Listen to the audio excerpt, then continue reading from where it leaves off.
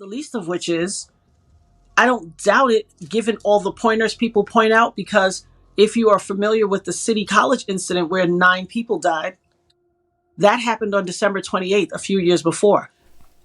This was Diddy had a lot to do with this event. I think Diddy actually put the event on, celebrity basketball type of event where people had died because they sold more tickets than what the place can hold and stuff like that. All kinds of allegations, allegedly.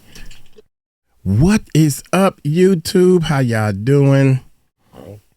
Excuse me, man. I try to hurry up and eat before I turned on the... Now I got a belch and everything. But check this out. Check this out. I'm trying to tell y'all. This is kind of close to me right here. Natania... Let me get my glasses on. Natania Reuben opens up P. Diddy and Shyne behind shooting at the club. Shyne was not the fall guy.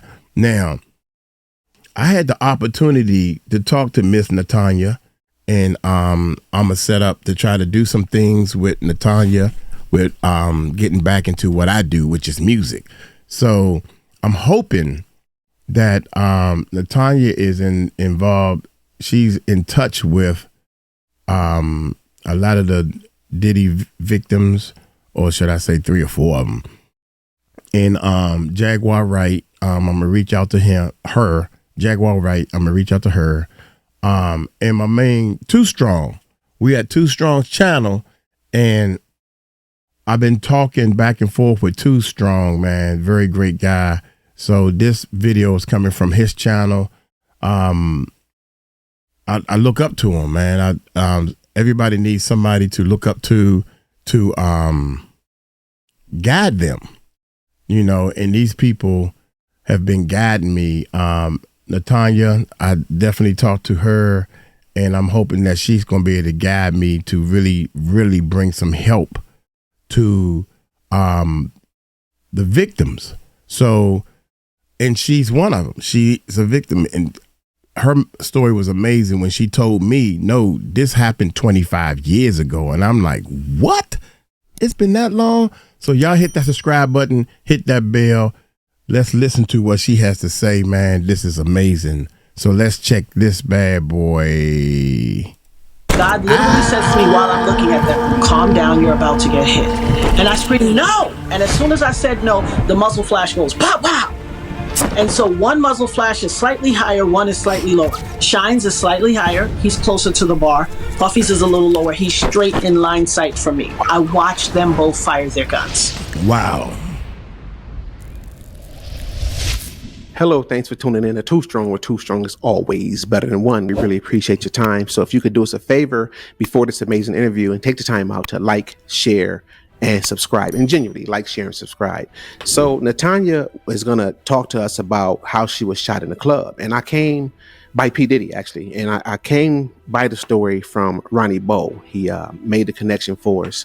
And, you know, we had a discussion about it. And he was like, man, dude, you got to talk to her. So he connected us. Here we are right now. You know what I'm saying? And I really appreciate her taking the time out of her schedule to do this. But some of the things that we are going to talk about is, you know, the P. Diddy thing. He actually shot her. I got it. Allegedly. And we're also going to talk about Shyne, which was one of the rappers that he signed. And now he got he moved to a different country and got something going on over there in politics. And he's really articulate now, you know, and everything. But come to find out, I don't think it's really all the way it's being drawn up. And we'd like to invite Shyne on a show too, to tell his side of the story. But Natania, if you could do us a favor and tell us a little bit about yourself first, and also how you became, how you got to the club in the first place before you got shot. Can you walk us through that? Certainly. So I am a 54-year-old woman of God. I'm a mom. I'm a grandmother. A widow. I also am a business owner. And at the time, I had 2 beauty salons in the Brooklyn, New York area. My girlfriend was a party promoter, a very popular party promoter. She actually asked me to come out to her party on New Year's Eve. She did not. I decided that I was not going to do a New Year's Eve event because I go to watch night on New Year's Eve. And so what I did agree to do was to go out to the day after Christmas in her attempt to just promotion up to the, the run up to the day of her event. And we went out. We weren't in the club even an hour and 15 minutes when this occurred. But first, do us a favor and kind of rewind that back and explain to us, because I think that you had mentioned in another interview that you had some warning signs before you actually went to the club. Can you walk us through that a little bit too? Sure. And I think I want to reframe that. I don't want to call it warning signs. Right. I would pretty much say God was definitely making me hyper aware. It was just, to heighten my awareness. So on my way there, I was at my girlfriend's house and she lived far away from me. I lived on the other side of Brooklyn. So she suggested that I wear one of her outfits to go. I scoffed at that idea and I said, I can go over to my sister's house and get something to wear. So I did that because it was relatively close to her house. I got an outfit from my sister, headed back towards her house. And first, when I was leaving my sister's house, we have this little name we call each other since we were kids. And she said, be careful.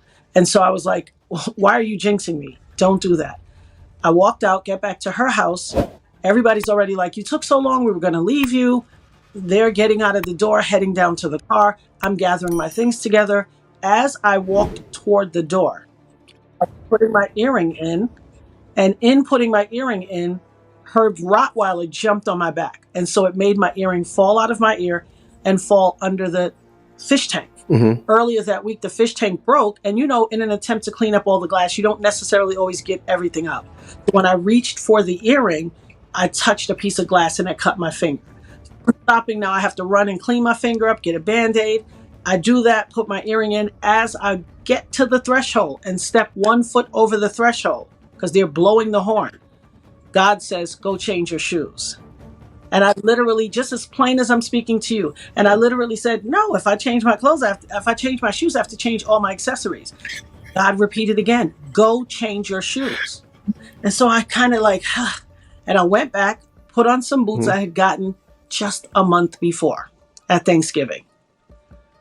Put those boots on, walked out, got in the car. They were fussing with me. We get to the club. The street that the club is on, there are 2 ambulances. Now, this block is never like that. This is an every Sunday event called Hot Chocolate. It goes on every Sunday. That never happens. There's always cars on the block. On this particular day, no cars on the block. 2 ambulances at the top of the street, halfway on the sidewalk, halfway in the street, narrowing traffic to 1 lane. And you literally had to go through that 1 lane. And I see the ambulances. I'm like, come on, guys, what's this? Like, y'all don't think this is odd? Ambulances? What are they planning on somebody dying here tonight? And she literally says, stop being an old lady. Come on, old lady. And come on, Holy Ghost. We fine. We go in. They park in the lot. There's a lot on the block. They park in the lot. And the rest is history. Those ambulances took myself and the other gentleman, Julius Jones, who was shot in the shoulder by Shyne, to the hospital. So did you ever figure out why the ambulance was even there in the first place? Because that seems kind of odd. What you think about that? Honestly, no one ever gave me that answer. However, the internet has theorized since I've been telling my story, and people seem to think it was a sacrifice. And not the least of which is, I don't doubt it, given all the pointers people point out, because if you are familiar with the City College incident where 9 people died, that happened on December 28th, a few years before. This was Diddy had a lot to do with this event. I think Diddy actually put the event on, celebrity basketball type of event where people had died because they sold more tickets than what the place can hold and stuff like that. All kinds of allegations, allegedly. About a few years later on December 27th, the correlation, it's so one in a lifetime correlation. You could catch lightning in a bottle sooner than make that kind of correlation. So now you got me thinking, because that could be a conspiracy, because not from the guy that got into it with him initially in the club, but by P. Diddy and his people. It's like they could have been thinking, well, we're gonna just jump it off with whoever, whenever, however, and then boom, there it is. Because why would the ambulance be sitting out there? So I don't understand why that took place like that. So Who was the guy? Let's talk about who this guy was and how that all jumped off. There's one last piece de resistance in the hyper awareness. As I was walking into the door, the female security guard, Sharice Myers, who later went on in the trial to try to lie, that Shyne theorizes was setting him up. She reaches in my pocketbook when she's searching me, and she wrestles. I have a comb in my pocketbook. I'm a hairstylist. She snatches it out and says, "You can't take this comb in. This is a weapon." Wow. The internet pointed out to me, she took your comb and let Combs in with a gun, and you got shot by Combs. When I said God's infinite wisdom is so minute, I never even considered that until the internet pointed it out to me. I got shot by Combs. She took my comb, saying it was a weapon. Come on. Wow, that's kind of crazy. It just it seemed like okay, so when you connected, let me make sure I got this right. It was Combs that did the shooting, and they took your comb, the shooting with a weapon. They took your weapon, which was a comb, because they said it was a weapon, and then boom.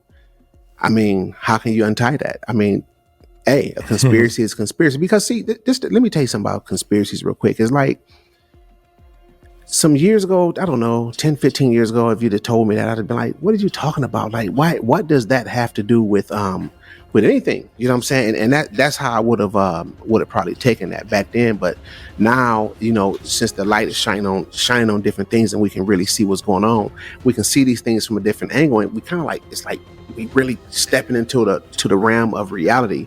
Wow. And that's just how it is. So do me a favor, and let's I really want to draw this up for the audience. If you can take and frame it up how you said the music came on, it, everything was getting amped up and pumped up, and then next thing you know, boom, it jumps off. Break that down to me, how that happened and who this guy was. Okay, so the way the club is set up, I was on the main level where you walk into the front door.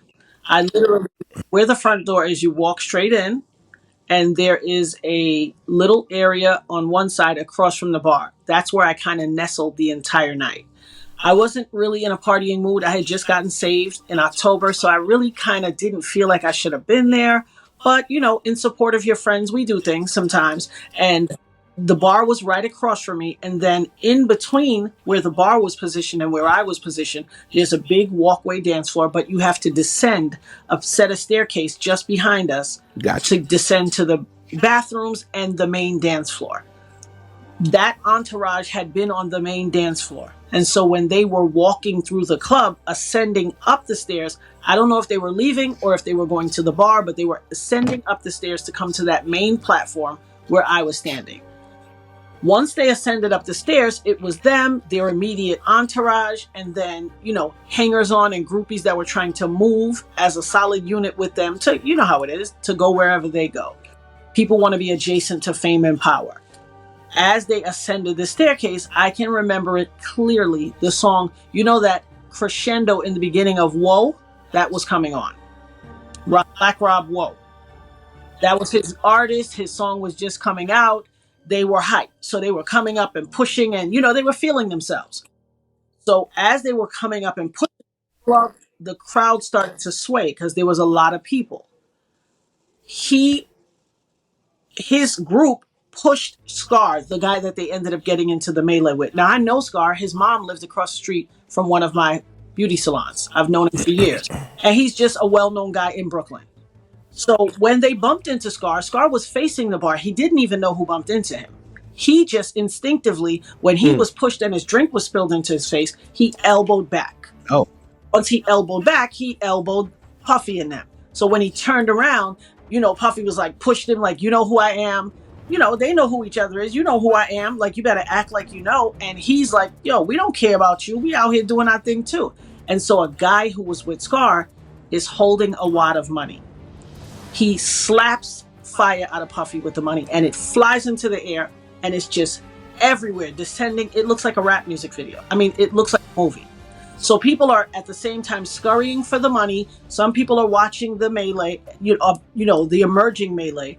And as they start to push each other and posture, I'm telling my girlfriends, like, oh my God, this is getting out of hand. But I'm thinking they're going to knuckle up and fight.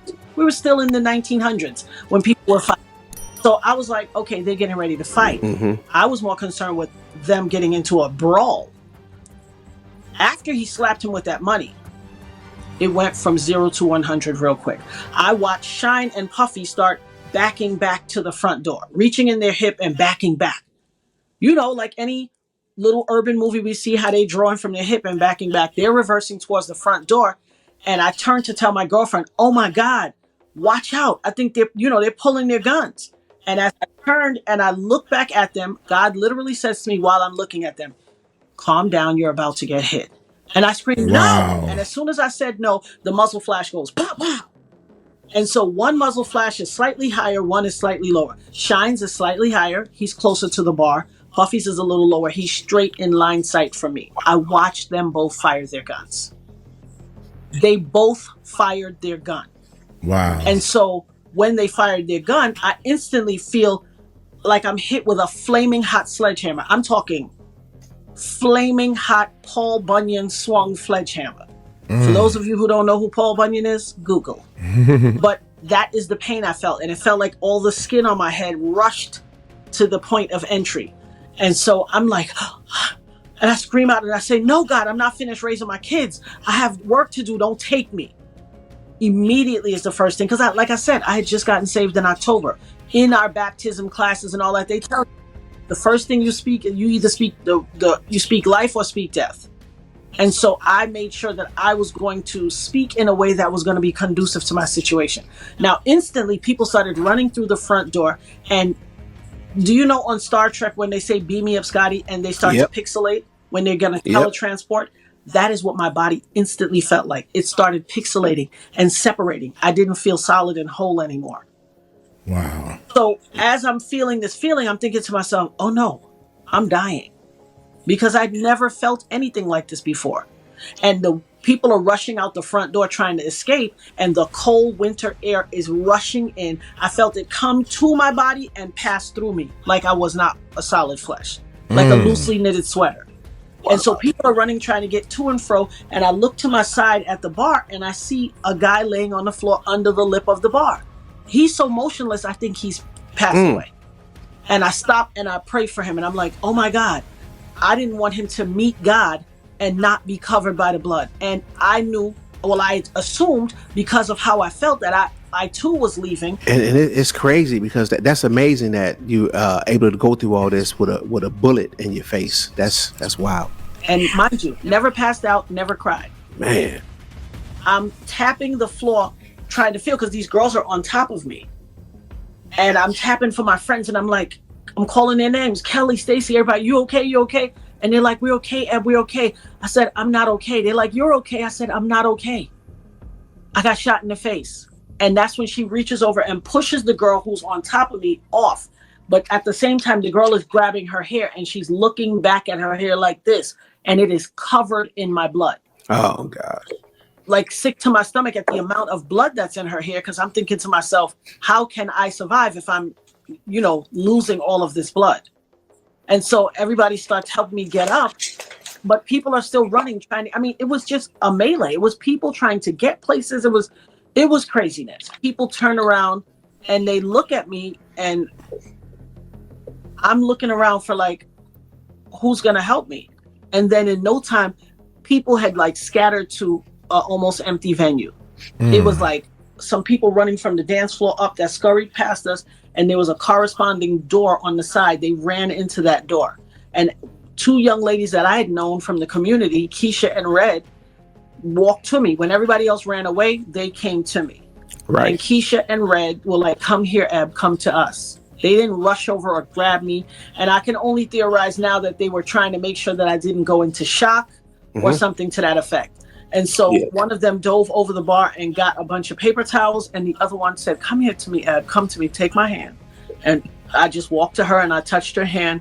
And, they gave me the paper towels and the few people ran into that door and she ran over and was banging on the door. Open this effing door, open it, because she had asked them to hold the door, but they slammed it shut. And I can only imagine they were terrified. But she kicked the door and banged it and they eventually opened and let us in. And we went into the kitchen area. There was the corresponding kitchen to the hotel that was above the nightclub. Once we got into that area, it was very bright in there. Like there were And I always say no disrespect, but they just appeared to be Mexican men, like short Mexican men that worked in the kitchen, cooks.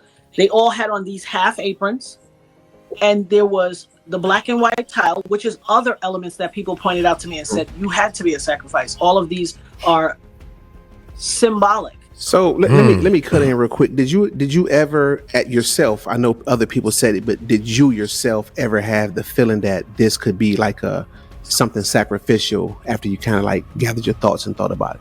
Well, so while it was happening, I didn't think it was sacrificial. That never even crossed my mind. But of course, hindsight is 2020. In retrospect, I can see it completely laid out where it absolutely looked like a sacrifice. I mean, just like I was saying, the Mexican men with the aprons, the half aprons, they all had on full aprons, but they only wore them halfway around their waist. Everybody had it folded down in half, the black and white tiles, and they were my bloody footprints. Well, everybody's bloody footprints in my blood all over the black and white tiles. It was a horrendous scene. When I got into the kitchen, the only thing that looked stable were these boxes of carrots. There were 5 boxes of carrots, and they were kind of just, surreptitiously put there. So they weren't even, but they were just askew, and they just looked stable. And so I went and stood and leaned on the box of carrots and just held these bloody tissues to my face while everybody was moving all over the place. It was horrific. Man. Wow. So let me ask you a quick question real quick. I want to kind of bring the scar guy into this. Now, was he just there and you were talking to him? Like, where were you positioned with him, and why were you near him? No, I was across the room.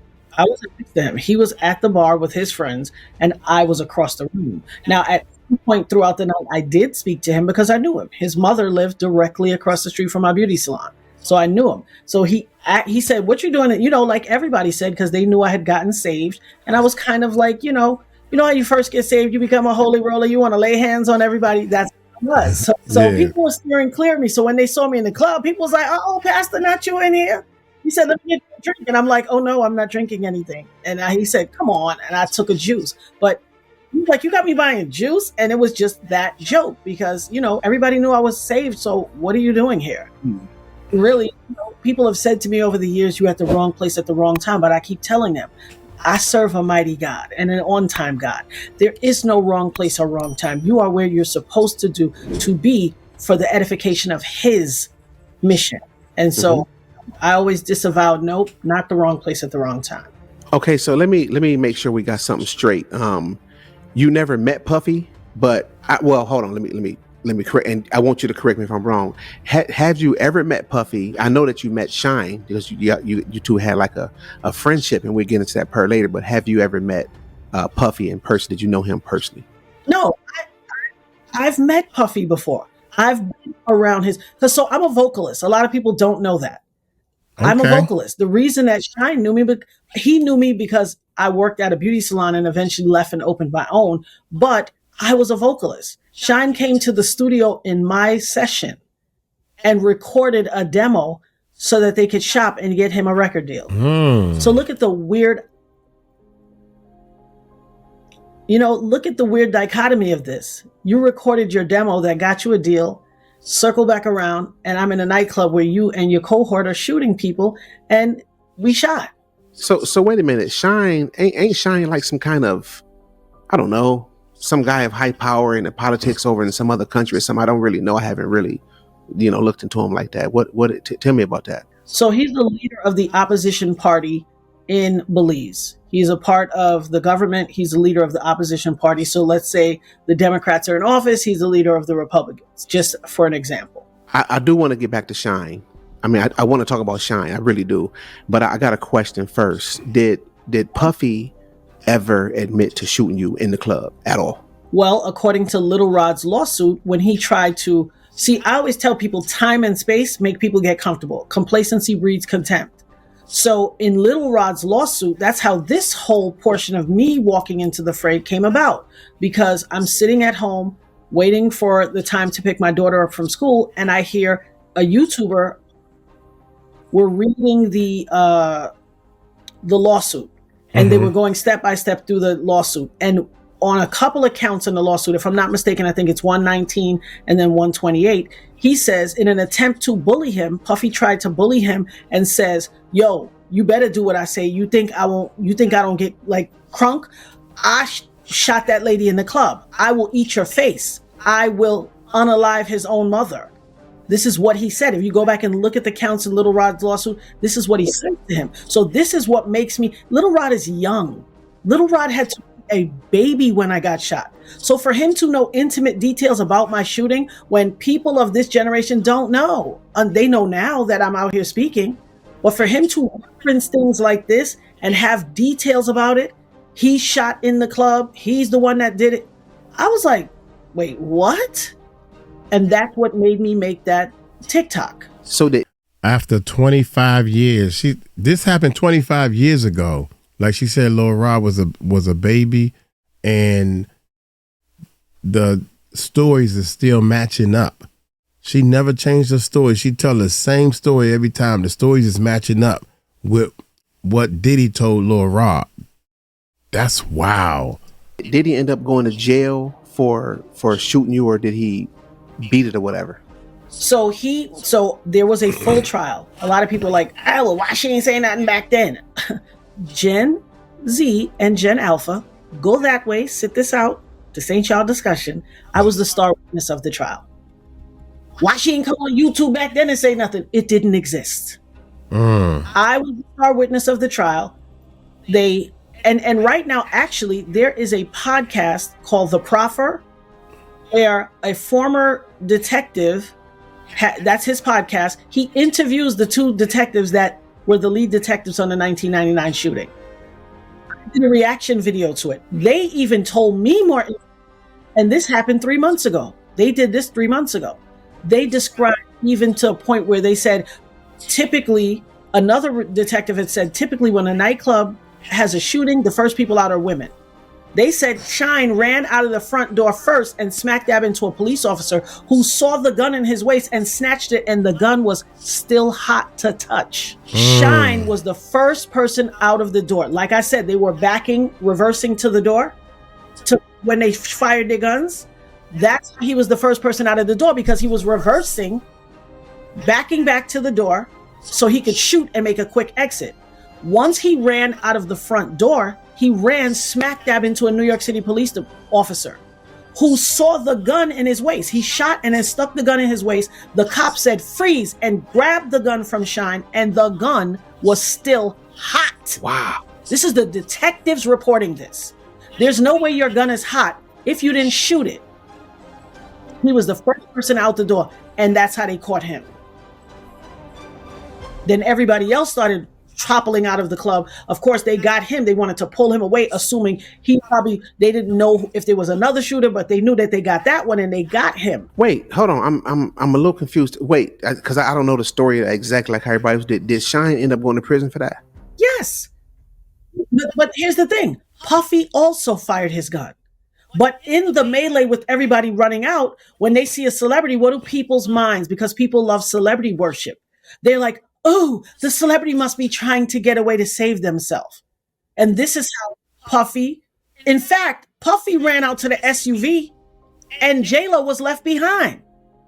Wolf had to go back into the club and get her. And there's audio and video footage out there on the internet that proves that. This is them telling that part of the story. So Wolf is Puffy's bodyguard, right? Wolf is Puffy's bodyguard, AKA homeboy, right-hand man, but bodyguard. He's now deceased. He's the gentleman that got into a gunfight with Big Meech, and Big Meech unalived him outside of a club in Atlanta years later. Wait. I remember that. You know what? I remember that story. So ain't this the same bodyguard that I guess Puff kind of put him and Meech together, and then they both got arrested for this, and then it kind of came out that, according to Shyne, that Puff kind of pushed everything on him, and he the one ended up taking the fall for. He was the fall guy. So Shyne didn't take any fall. Shyne didn't take any fall. All three of them were on trial. Puffy, Wolf, and Shyne were on trial. They originally arrested J-Lo, Puffy, Wolf, Shyne, and Wardell Fenderson, who was the driver. The driver instantly said, I have nothing to do with this. I am a limo driver. The cops in the Proffered podcast even said there is a notorious cop known as the hip hop cop who got put out of the unit because he slid a cell phone to Puffy while he was in the jail in the detective squad. He was bribing his driver saying, take the gun, I'll give you this diamond ring that J-Lo gave me, and I'll give you $50,000. The guy said, no. So they eventually dropped the charges on the driver because they heard all of this. And the three people that went to trial were Shyne, Puffy, and Wolf in the same trial. So why is Shyne acting like all of a sudden Puffy did him wrong? He didn't shoot no gun. It was all Puffy, and he ended up taking the fall for all of this. What's going on with that? I was absolutely set up to be the fall guy. The self-proclaimed fall guy now speaking out in his own words. Almost 25 years since that infamous nightclub shooting during a night out with Sean Diddy Combs and his then-girlfriend, Jennifer Lopez. 3 people were injured that night. There's a narrative that still exists that you knowingly took the fall for Sean Combs. Taking the fall means not snitching. So they would come to you and say, hey man, we need you to take this hit for Diddy. No, I did that out of honor and integrity. He's a shyster. And he's a manipulator. And he's trying to change history. So, yes, Puffy was ill-charged because even in the police department, they were, or DA or whoever, was hype off celebrity. And so instead of Puffy being equally charged with attempted murder, they charged him with like assault, gun possession, and bribery. He got off. He was acquitted, but Shyne was found guilty. And apparently they try to push this narrative that, well, they were looking for somebody to throw under the bus. And Wolf was so notorious, Puffy knew he couldn't do it to Wolf. But Shyne was not the fall guy because Shyne shot Julius Jones in the shoulder. Shyne was merely convicted of the crime he committed. And the other off. But you go to MTV right now, research Julius Jones. Reese testified that Shyne pulled out and aimed at the both of them and shot Julius Jones. Now, so let me make sure I got this right because I could have had that wrong. Is it true that Shyne is pretty much acting like he never shot a gun? Like, is that his story? His story is ever changing. His story modulates as the time go on. I've heard him say, I didn't do anything. I was the fall guy. The only reason he is now admitting that he fired his gun because my foot is on his neck. And I have been telling it like it is over and over again. And he knows he can't deny it. Once I put out, and I put it on his IG page, that I got his vocals from the Combat Jack podcast where he admitted it, he had to change his story because he couldn't deny it. I have possession of it. No, but listen, the bottom line is, we definitely don't want to turn this into a funny thing, right? Because it's a real serious thing. You know that Natania Reuben, that was my homegirl. Right. You know what I'm saying? We knew Natania. We used to go to the studio with her, and everything was everything. Although we don't know if it was my gun, that hit her with the ricochet, because it was like 4 other guns. Well, I know that you were very instrumental, shall I say, in getting Shyne a record deal or whatever, but it had to be obvious that you and Shyne had some type of connection or bond or friendship or whatever. So I guess my question is, have you ever spoken with him after the incident, and have either he or Puffy apologized to you for what happened at the club? None of them have ever apologized to me for what they did. And let's not skip over J-Lo because she's culpable. She brought that gun into the club, gave it to Puffy, and then threw it out the window after they were running from the cops. She is guilty. And if you go to any inner city community, suburbs, or wherever, we all know of a guy named Bobby who went away to college, came home one weekend, was hanging out with his cousins Pookie and Man. They got stopped. A gun was in the car, and his career was over. His college career was over. He went to jail because if there's a gun in the car and nobody claims it, it's everybody's gun. But J-Lo got special favors. So ain't Shyne working on some type of movie or whatever, and he used your images and all that stuff without permission? What is that? Is that true? He has a documentary that's out now on Hulu, which they used my likeness and my voice without my permission, in violation of, first of all, in violation of the law. Secondly, in violation of the Son of Sam law. The Son of Sam law says you cannot profit from your crime. The majority story in this whole documentary is his crime. You don't have a right to do it, especially when you owe me over $500,000. Wow. I never knew that. You cannot profit off your crime that you were found guilty of. Shyne owes me $500,000. We had a $500,000. settlement. I sued Puffy and Shyne and all parties involved, the owner and everything, and we had a settlement. Puffy had to pay me out of his pocket. Every portion that bared responsibility paid except Shyne. But now he's walking around honorable, owing me $500,000. Wow. And I want my money. You know what? I would honestly like to get Shyne on here. Wow, I didn't know and that. ask him, like, man, what is your side of the story? You got to pay this woman, bro. But he's walking around calling himself honorable. And to make sure I got this right, this is an order by the judge. Like, it was ordered for him to pay. Yes. Listen, it gets deeper. Shyne's attorney tried to reach out to me earlier this year, Shyne and his attorney, and asked me if I would sign a paper saying he did not shoot me. I have legal documents. Why would she sign a document saying that he didn't shoot me? Why would you even do that? And asked me if I would sign a paper saying he did not shoot me. Because she keeps saying Puffy shot her. I have legal documents. And I am going to put them on my page. So this dude just running around here acting like Mr. Royalty, with his accent, the royal accent and everything. And Shyne, man, you know what? This is what I would really honestly like to see happen.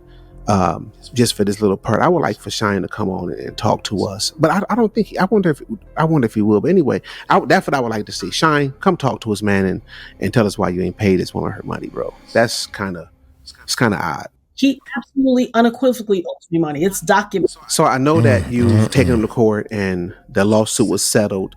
But I'm feeling like you want more to happen. That's the whole purpose of one of the purposes of what you're doing. What more do you want? Is it like, do you want the case to reopen and criminal charges filed, or what? Like, what exactly are you looking for? I would absolutely like the case reopened, first and foremost, because a lot of people on the internet, they think they're layman attorneys, which they're not. And so they are misappropriating facts and the law. The law says double jeopardy exists when there is an attempt to retry you for the same trial, for the same case. He was never adequately charged. He should have been charged with attempted murder, which is what he did. Because he was never charged with attempted murder, it doesn't rise to the level of double jeopardy, and the state can reopen it. However, also the federal government can reopen it because it falls under the RICO statute. He instructed someone to bring a gun in. He instructed them to hand him the gun. He was a record label owner. Him and his fired their gun. His artist says over and over in his interviews, I was defending him. So at his behest, they both fired guns. It falls under the RICO statute and it deserves to be brought to case. Also, people are like, oh, the statute of limitations ran out. Well, no, in New York, the statute of limitations said specific time period. But then it also says the time in which the crime occurs or is discovered. So if he was able to conceal all this time that he fired the gun, now that they've discovered that he fired the gun, he is culpable and it needs to be brought up, and it falls well within the statute of limitations. And I deserve justice and I want it. Okay, let me ask you, because I know that you want the case reopened, because you just want some more justice, and I get that. So if just say they came to you and said, look, we with it, we want to take him down, we want to blast him, but we just need more evidence. What could you present to them that they don't already have, or what could you represent to them that could convince them to reopen the case? The proof is irrefutable. They had the proof then. My surgeon that did the surgery to take the bullet that was aspirating, I got shot with a 9mm hollow point bullet called the cop killer. All 3 of the guns were loaded the exact same way.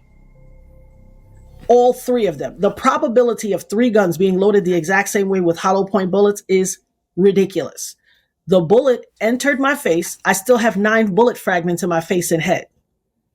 The one portion of the bullet that was extracted was the portion that was being aspirated into my lungs. The surgeon testified in the original trial. When he was acclimating me to time and space to see how my brain was functioning, and he was asking me questions like, do you know your name? Do you know who you are? Do you know where you are? Who did this to you? I was screaming, Puffy shot me the entire time. He testified in a court of law. This is a surgeon who has no dog in the fight. Not the least of which is, in the Prophet podcast, a bunch of jurors came forward and said, we fell short of our duties. A black lady on the jury screamed at us and said, in deliberations, anybody who votes Puffy guilty is a racist. And all of the white people got afraid. And then they all just leaned over and let her. This is the narrative of the police officers. And they called the DA and said, they said a few of the jurors called crying. I would like those jurors to step forward right now. I would like them to step forward. What is the justification for the cop said unequivocally, everybody was surprised when he was found not guilty. Everybody. Because the entire time it looked like he was guilty and everybody knew it. You know what? We look, let's do this. For anybody if anybody's watching this that know anybody that was on that juror, or any of you guys are watching, hit us up. You know what I'm saying? We want to talk to you. twostrongpodcast@gmail.com, and you too, Shyne, because at the end of the day, we would like to know, again, I'm gonna say it again, we would like to know your side of the story, man, because you are supposed to be an honorable guy, and I'm gonna give you a fair shake here and say maybe it's a misunderstanding, or maybe she just not getting it. I mean, what? I don't understand this. But one thing that I do know, Shyne, is that I hear tell that there's a tape of you admitting that you fired a gun and that you may have hit Natania and she was your friend. So I'm not understanding how you have not reached out to her, apologized, paid her, like nothing. But you, Shyne, let's talk again. twostrongpodcast@gmail.com, and hit us up, bro. No, but listen, the bottom line is, we don't want to. We definitely don't want to turn this into a funny thing, right? Because it's a real serious thing. You know, that Natania Reuben, that was my homegirl, right? You know, and we knew Natania. We used to go to the studio with her, and everything was everything. Although we don't know if it was my gun, that hit her with the ricochet, because it was like 4 other guns. Okay, so wait, I gotta keep saying ricochet though.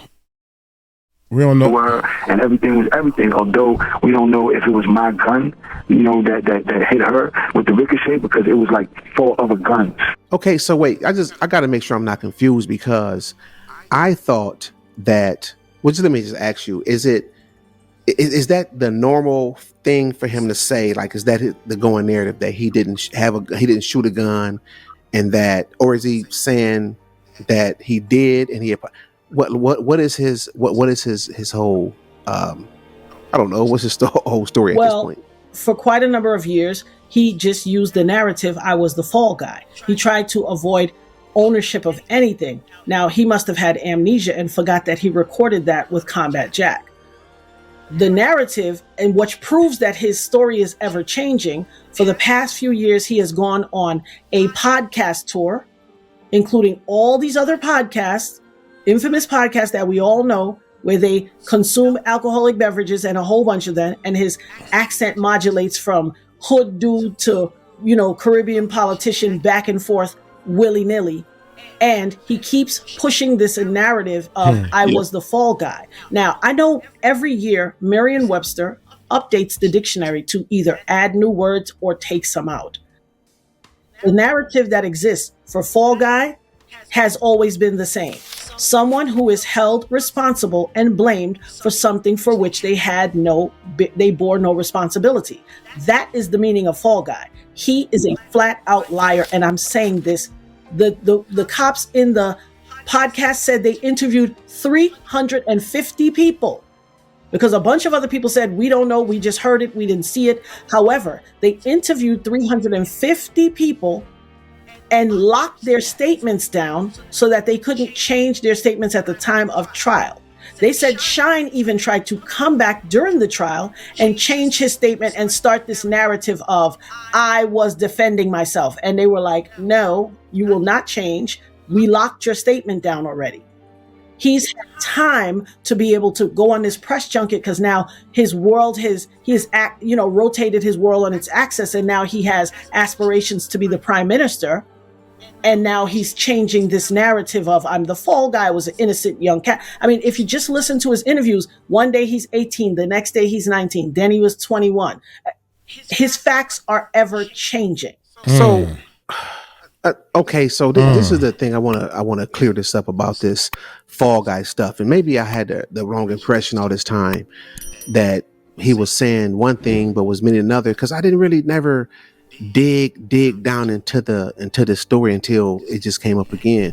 But I know that I do remember and recall that when he would say, he was the fall guy, I was the fall guy, it was Puffy, I took the fall for Puffy. I always assumed that he was insinuating or hinting at that he never shot a gun or never shot nobody, because how are you a fall guy when you shot a gun?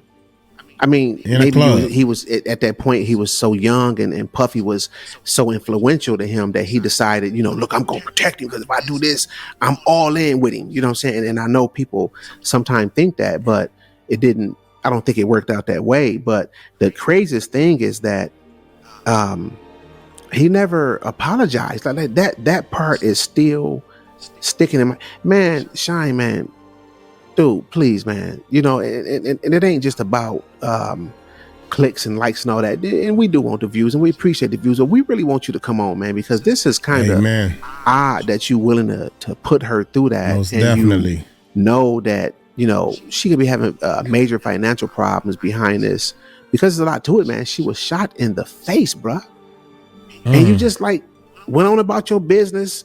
And I could see if you was this street thug and that's how they do it. Okay, I shot somebody, okay, and whatever. But you supposed to be this honorable guy, you know what I'm saying? And so stand up nowadays, man. And you need to come and apologize to her or do something about that. It's kind of odd that you ain't did nothing. Come holler at us, man. You know what? I would also like to speak with the security guard that took your comb or whatever. Could you think have you spoken to her or anything? I don't know. I called her out on my show. I said, where is she? Her name is Cherisse Myers. Perhaps she should come forward and tell us, how does she feel now to have taken money to lie on the stand? And she needs to understand that all of these people that have suffered post my injury, the blood is on her hands. You cannot cause harm in the world. Had he faced the ramifications of shooting me in the face, he would have been incarcerated. God could have met him where he was and turned his life around, and all of these people in the last 24 years would have not had to endure all of this tragedy. We wouldn't have had to see a Cassie getting kicked in the face had she not intercepted and lied and took money.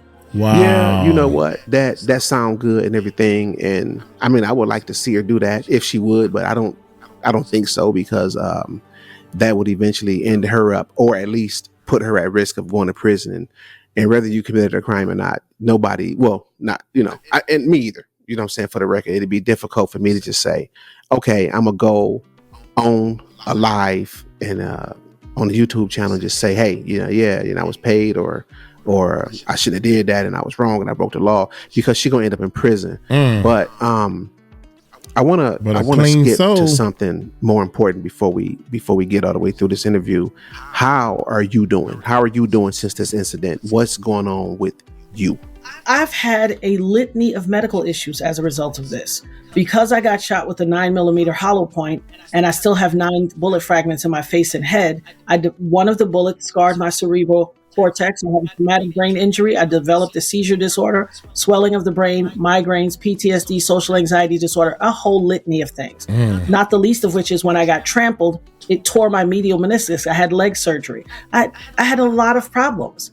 My children were 7 and 8 when I got shot. They're now 35 and 32, and I have an additional daughter. They grew up faster than they had to. My oldest son used to have to put on, a sleeping mask that women wear. He would have to put on a sleeping mask and hold his arms in the shower to hold me up so I can bathe. Because what 10-year-old boy wants to look at his mother's body? Could not stand up on my own. I could not hold myself up. My kids lost the value of my mothering, my hands-on mothering for quite a number of years. My kids parented me for a few years.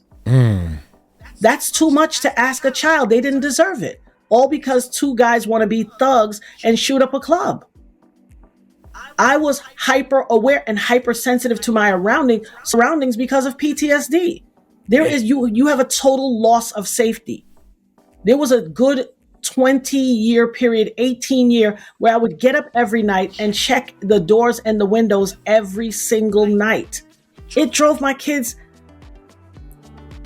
ape-ish, because why should you have to watch your mother go through this all the time? It's not fair. I should be able to go out for a family event. They played sports. Half the time they're playing sports, I'm like this, looking around, because you lose your sense of safety. Why did I deserve that? All I did was go out to support my friend. Why did I deserve that? I didn't ask for this. I hadn't done anything to deserve it.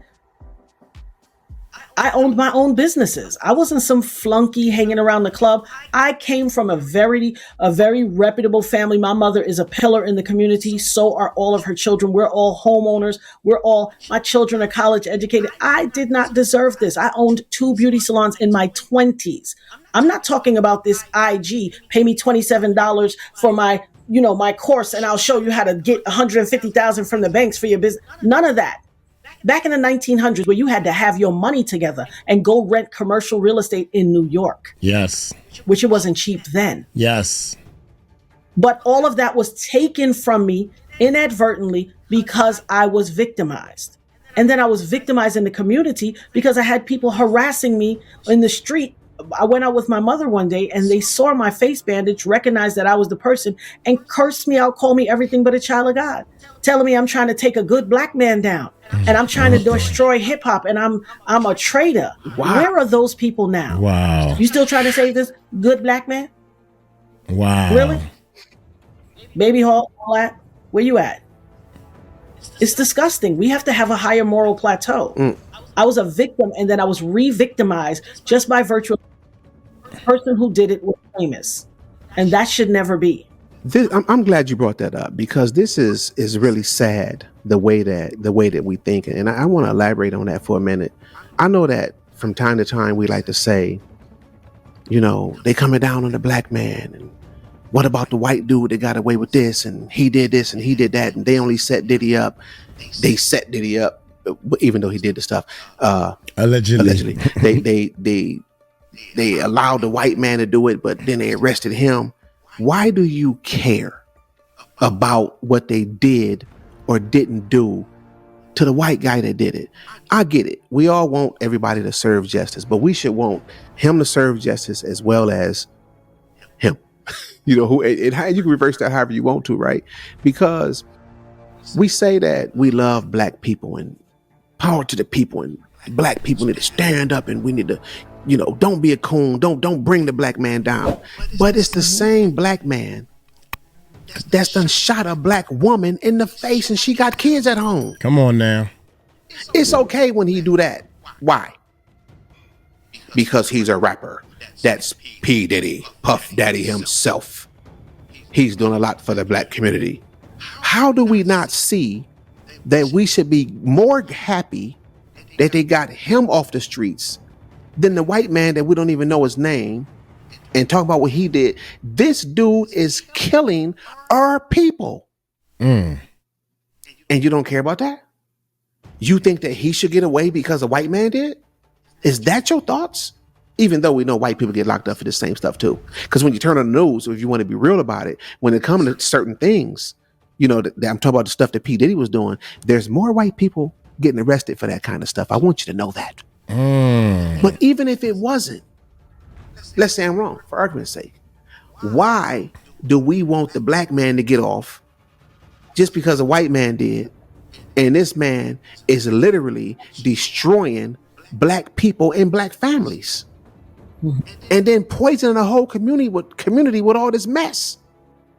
But you more concerned about him getting free, and you mad at the white people and they attacked him because of this and because of that.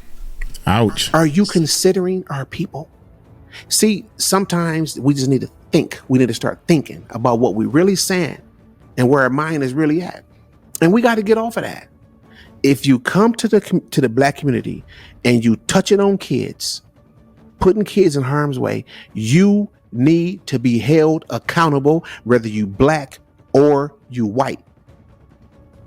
And this woman sitting here that went through all this and ain't nobody saying nothing. We all concerned about, is he going to jail for this other stuff? But he shot her in the face. This video should be shared 1 million times. This video should be viral. I know it's not, but it should be. Right. This video should be viral. This woman needs justice. And I think that it'd be awesome if they reopened the case, and investigate it again and try to get this woman some justice. Ladies and gentlemen, do yourself a favor. Wake up before you go to sleep. Peace. We out of here. Wow. That's too strong, y'all. Too strong. Wow. One of the things that that's puzzling me is Shyne keeps saying when she got shot by a ricochet. I'm like, what difference does it make, man? I mean, if it's a ricochet or not. And he keep changing his story according to her. I haven't heard Shyne talk about this. We did one Shyne interview, and I didn't hear too much of him talking about it. But you can hear in some of the interviews that Too Strong put in this video, Shyne is talking about it and saying that we was friends. That was my homegirl and all this stuff, you know. So I don't know, man. I really don't know, man. I feel sorry for Natania, Miss Reuben. I'm gonna be reaching out to her. I already talked with Too Strong. I already talked to Miss Reuben once or twice, and I got to get Jaguar into it also because we about to do some things, man. I'm hoping. So I got an idea in my head. I'm not going to tell y'all yet. So look here. I'm going to get on up out of here. Y'all take it light, take it slow. Tell them Uncle Mike told you so. Peace out.